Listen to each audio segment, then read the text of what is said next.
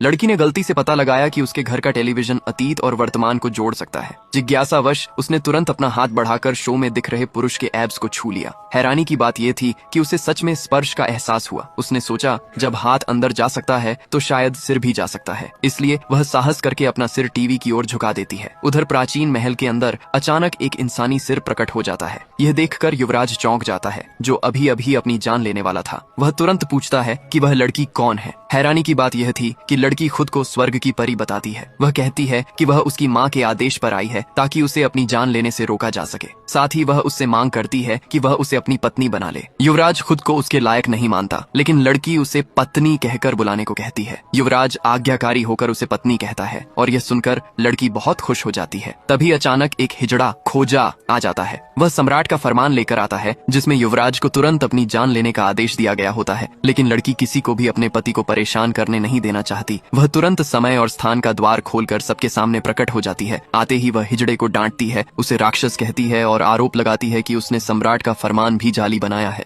लड़की की बातों से हिजड़ा घबरा जाता है, खून की उल्टी करता है और बेहोश हो जाता है। सैनिक आगे बढ़कर उसे संभालते हैं। वह लड़की की ओर इशारा करके उसे चुड़ैल कहता है, लेकिन युवराज उसे गंदी भाषा इस्तेमाल न करने की चेतावनी देता है। हिजड़ा पूछता है कि अभी लड़की ने क्या कहा, लेकिन युवराज कहता है कि उसने कुछ नहीं सुना। ये सुनकर लड़की बहुत खुश हो जाती है। उनकी नजदीकी देखकर हिजड़ा समझ जाता है कि दोनों साथ हैं और लड़की को फिर से राक्षसी कहने लगता है। ये देखकर लड़की उसे मारने के लिए आगे बढ़ती है। वह डर कर जनरल के पीछे छिप जाता है और उससे लड़की से निपटने को कहता है, लेकिन लड़की कहती है कि एक बहादुर और युद्ध में तपे हुए जनरल को ऐसे राक्षस की बात नहीं सुननी चाहिए। ये सुनकर जनरल हिचकिचाता है, लेकिन हिजड़ा तुरंत फरमान छीन कर दिखाता है और कहता है कि यह सम्राट का आदेश है। तब लड़की बताती है कि पिछले सम्राट की हत्या इन्हीं लोगों ने की थी और जनरल का पूरा परिवार उसी सम्राट के एहसान में था। यह सुनकर जनरल हिजड़े से सवाल करता है, लेकिन हिजड़ा मानने से इनकार कर देता है और उल्टा पूछता है कि क्या वह विद्रोह करना चाहता है। तब युवराज सम्राट की आवाज की नकल करके आदेश देता है कि हिजड़े को पकड़ लिया जाए। लड़की खुशी खुशी युवराज का हाथ पकड़ती है और कहती है कि अब वे विद्रोहियों का अंत करने जाएंगे। आगे क्या हुआ जानने के लिए पेज को फॉलो करें।